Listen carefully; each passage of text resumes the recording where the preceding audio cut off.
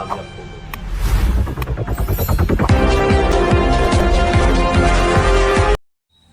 Hello friends, good morning to all of you. जय हिंद। आज हम अपने गुरुदेव से आपको मिलवाने वाले हैं, जो संत जेवियर कॉलेज रांची विश्वविद्यालय से इन्होंने उच्च शिक्षा प्राप्त किया और फिजिक्स डिपार्टमेंट के एचओडी आरएनआर कॉलेज के प्रिंसिपल पद पर भी रह चुके हैं, जो ललित नारायण मिथिला यूनिवर्सिटी का एक अंगीभूत इकाई है। ये महान विद्वान, ऐसे गुरुदेव का मिलना एक नसीब का ही बात है। ठीक है, आज ये एक टॉपिक पर बात करने वाले हैं, जो है वायुमंडल को गैसों का मिश्रण ही क्यों कहा जाता है। वायुमंडल को गैसों का मिश्रण ही क्यों रखा गया। इस टॉपिक पर हमारे गुरुदेव आपको बताने वाले हैं। गौर से ध्यान दीजिए, ध्यान से समझिए। आइए, वेलकम सर, आपको बहुत बहुत स्वागत है। ऑक्सीजन को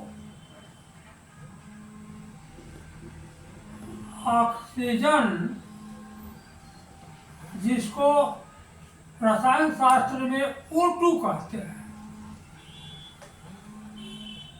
को प्राण वायु कहा गया है। और कोरोना काल में इस ऑक्सीजन के लिए बड़ी धूम मची थी और आज भी ऑक्सीजन के लिए नए प्लांट लगाए जा रहे हैं। हॉस्पिटल में ऑक्सीजन के स्रोत डेवलप किए जा रहे हैं। तो सवाल है कि भगवान ने, ईश्वर ने और प्रकृति ने इस वायुमंडल में सिर्फ ऑक्सीजन ही क्यों नहीं रख दिया। अगर वो सिर्फ ऑक्सीजन ही रहने देता तब तो संसार की समस्या अपने आप सुलझ जाती। लेकिन ऑक्सीजन में अगर गुण है तो बहुत बड़ा दुर्गुण भी है कि इसमें ये ज्वलनशील है। जब वायुमंडल में ये अकेला पड़ेगा तो इसमें स्वतः आग लग जाएगा और सारा वायुमंडल जो है तो जलने लगेगा।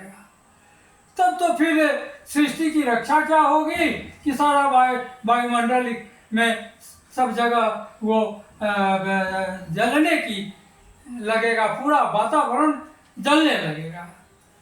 तो इस दृष्टि से सिर्फ ऑक्सीजन को नहीं रखा गया। अब सवाल उठता है कि तब फिर मिश्रण क्यों। मिश्रण का कारण है, प्राय समाचार पत्रों में आता है कि खाली पड़े कुएं में नीचे उतरने वाले मनुष्य की दम घुटने से मृत्यु हो गई। और आजकल जो सेप्टिक टैंक पैखाना बन रहा है उस पर स्लैब डाल दिया जाता है और उसमें जो सेंटरिंग को खोलने के लिए मजदूर घुसता है, उसमें भी सुना जा रहा है, देखा जाता है कि मजदूर घुसते जाता है और मरते जाता है, घुसते जाता है, मरते जाता है। तो इस पर जब विचार किया गया तो हुआ कि नहीं, इसका कारण है कार्बन मोनोऑक्साइड,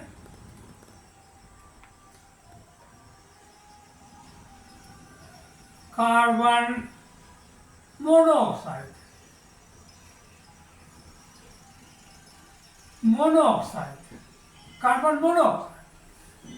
और कार्बन डाइऑक्साइड।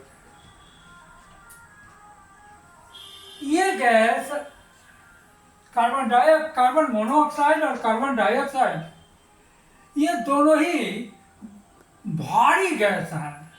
तो कहिएगा भारी गैस क्यों है, तो इनका एक अणु कार्बन है जो ठोस है, कार्बन ठोस में आता है। तो एक अणु कार्बन है और दूसरा अणु ऑक्सीजन है।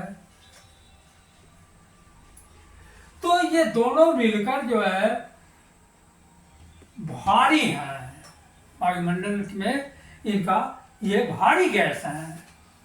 तो ये भारी गैस होने के कारण और इनके साथ और भी है वो इथेन मीथेन, ऐसा इनकी श्रेणी का कुछ और भी भारी गैस है। तो ये भारी चीज नीचे जाता है, तो ये भारी होने के कारण इन गैसों की प्रवृत्ति भूमिगत होने की है, नीचे जाने की है। तो इस तरह से ये carbon dioxide carbon monoxide, carbon dioxide, ethane methane, ये जो भारी गैस है ये जाकर कुएं के अंदर और उसके अंदर वो जमा रहते हैं। और ये कार्बन डाइऑक्साइड हो या मोनोऑक्साइड हो या इथेन मीथेन हो, यह मनुष्य के लिए प्राण घातक है। इसमें मनुष्य का सर्वाइवल या किसी भी जीव का सर्वाइवल नहीं होगा। अगर सिर्फ यही है तो इस कारण से वो दम घुटने से मर गया। अब वो दम घुटने से मर गया, ये एक भारी गैस वहां जमा थे। अब एक बच्चे के हाथ में हमने हाइड्रोजन भरा हुआ बैलून दिया। वो बैलून बच्चे के हाथ से छूट गया और वो ऊपर भागने लगा। तो बहुत जब दूर चला गया तो बच्चा रो रहा था, तो उसको कहा कि तुम्हारा बैलून भगवान के यहाँ चला गया। तो उसके दिमाग में बैठ गया कि हमारा बैलून जो है से भगवान के यहाँ चला गया, भगवान के यहाँ हमारा बैलून है। तो ये बच्चे की साइकोलॉजी के लिए हुआ कि तुम्हारा बैलून वो ईश्वर लोक में चला गया, भगवान लोक में चला गया।